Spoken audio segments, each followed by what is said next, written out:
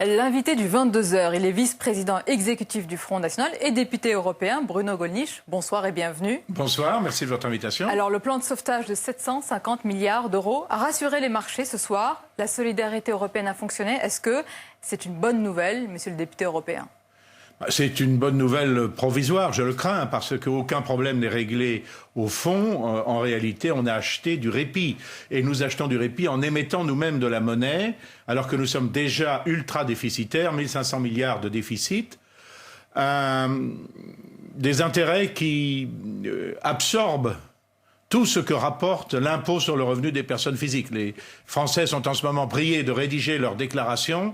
Eh bien, il faut qu'ils sachent que pratiquement l'essentiel du produit de cet impôt va passer en intérêt du déficit. Alors, nous garantissons la Grèce. On ne pouvait pas laisser la Grèce, sans doute, s'effondrer. Encore que je pense qu'il y avait d'autres solutions. Juste un instant, vous étiez pour ce plan de sauvetage pour aider la Grèce? Non, parce que je pense que la Grèce aurait mieux fait de sortir de la zone euro.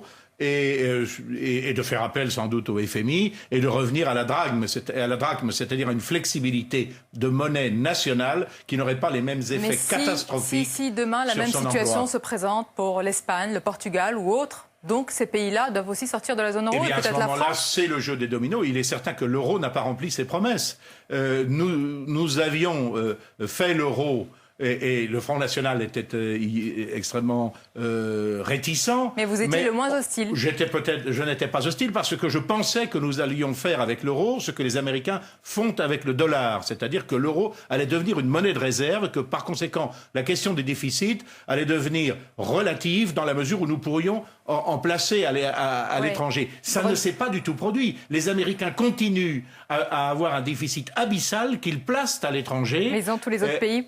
Et la Chine notamment. Alors que ça ne s'est pas passé avec l'euro. Justement, juste sur les déficits, la crise grecque a été un révélateur de l'urgence de la réduction des déficits dans la zone euro. Est-ce que vous soutenez la démarche du gouvernement en France qui gèle les dépenses de l'État pour réduire ces déficits ? Mais on peut faire des économies. Dans toutes les assemblées où j'ai siégé, conseil municipal de Lyon, conseil régional, Parlement européen, Assemblée nationale, on pourrait réduire les dépenses pratiquement d'un tiers sans que les citoyens s'en rendent compte, sans qu'ils en subissent un préjudice. Apparemment, c'est le cas, parce que c'est les dépenses de l'État, là, qui sont visées. Oui, c'est très bien, mais il n'était que temps de s'en préoccuper. Ceci étant, il ne faut pas le faire de façon systématique. Par exemple, le non-renouvellement d'un poste de fonctionnaire sur 2, c'est valable peut-être dans certains secteurs, ça n'est pas valable dans tous. Il y a évidemment des secteurs où on a besoin de davantage de fonctionnaires. Je pense en particulier à la justice, où on a pratiquement le même nombre de magistrats que sous Louis-Philippe, alors que le volume d'affaires, notamment pénales, a explosé. Donc sur ce point-là, vous rejoignez les décisions du gouvernement. Quand on regarde la situation politique en Europe, exactement. C'est ce que vous venez de me dire. Vous êtes d'accord avec non, je suis d'accord avec le principe, je ne suis pas forcément réduites. d'accord avec les modalités. Alors quand on regarde la situation politique en Europe, Londres est dans le fog, le brouillard. Berlin a perdu une élection essentielle. La Belgique est coupée en deux finalement. La France, c'est un pays stable. Oui, je ne sais pas si c'est un avantage, la stabilité. Quand vous avez une stabilité dans la décadence tranquille, si j'ose dire, pas toujours tranquille d'ailleurs, parce qu'il y a quand même un certain nombre d'incidents. Pourquoi décadence ? Pourquoi décadence ? Tous les indicateurs sont au rouge. Les indicateurs économiques, la désindustrialisation, les délocalisations, l'explosion de la criminalité, la perte quand même de rayonnement international, l'asservissement de notre politique étrangère. Prenons un point, Bruno Gollnisch, pour être concret, puisque vous parlez de la situation économique, c'est un contexte de crise mondiale. Qu'est-ce que le Front National propose concrètement ? Quelle est la politique économique du Front National ?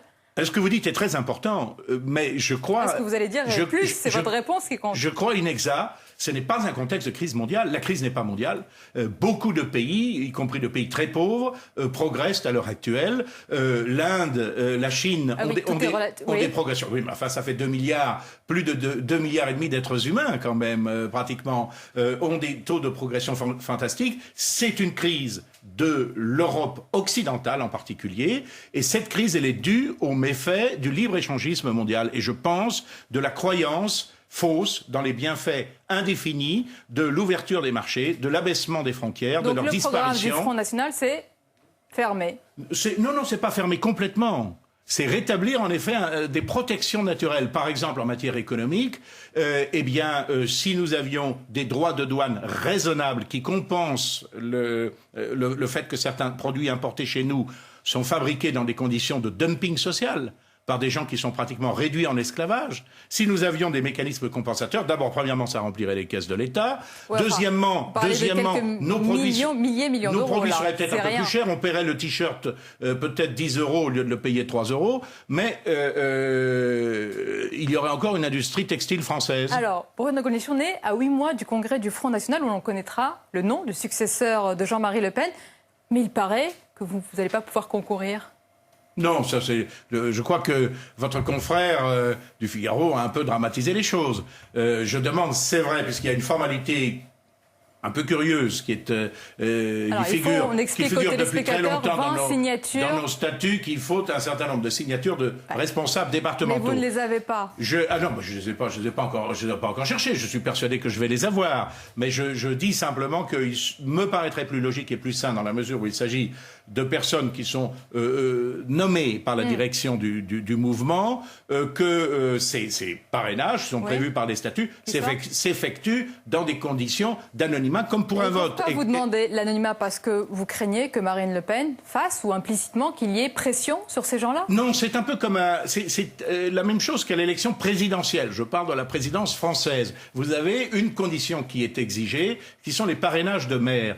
Et c'est toujours très difficile à obtenir, y compris pour une grande formation comme la nôtre. Oui, mais ils ne sont pas anonymes. Là, vous demandez l'anonymat. Eh bien, nous demandons aussi l'anonymat dans ce cas-là. Pourquoi? Parce que les maires ne subissent pas toujours des pressions, mais ils ont très souvent peur d'en subir. Voilà. Alors, donc vous avez peur de Marine Le Pen? En politique, n'existe que ce qui paraît exister. Par conséquent, l'important n'est pas que les gens subissent des pressions. L'important, c'est qu'ils puissent se décider en toute indépendance et sans avoir l'impression de choisir un candidat plutôt qu'un autre. Mais vous préférez quand même l'anonymat. On le retiendra. Bruno Gollnisch, quand Jean-Marie Le Pen dit qu'il part le cœur tranquille, il dit ça parce qu'il sait qu'il confie les clés de la maison à sa fille.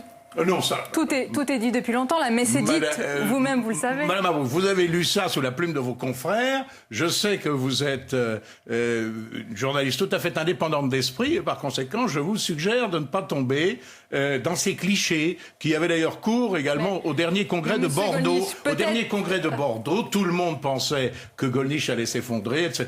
Je suis arrivé en tête et même assez largement en tête. Donc vous n'êtes pas la victime de cette succession familiale? Les jeux ne sont pas joués. Pour le moment, Jean-Marie Le Pen observe une neutralité dont je me félicite parce que je la crois conforme à l'intérêt du mouvement. Il a une position arbitrale. J'espère qu'il la conservera. S'il veut en changer, s'il veut prendre parti pour l'un ou l'autre candidat, c'est évidemment son droit. Merci Bruno Gollnisch. En tous les cas, je préférerais qu'il reste comme ça. Pour le moment, je ne me plains pas. On connaît le choix de cœur. Et je crois que les jeux ne sont pas faits. On connaît le choix de cœur de Jean-Marie Le Pen, c'est sa fille. On connaîtra vous le connaissez, son choix de raison. Il vous a fait ses confidences. On connaîtra son choix de raison. Il pose souvent avec sa fille, en tous les cas. Merci beaucoup Bruno Gollnisch d'avoir été l'invité du 22h. La suite du journal avec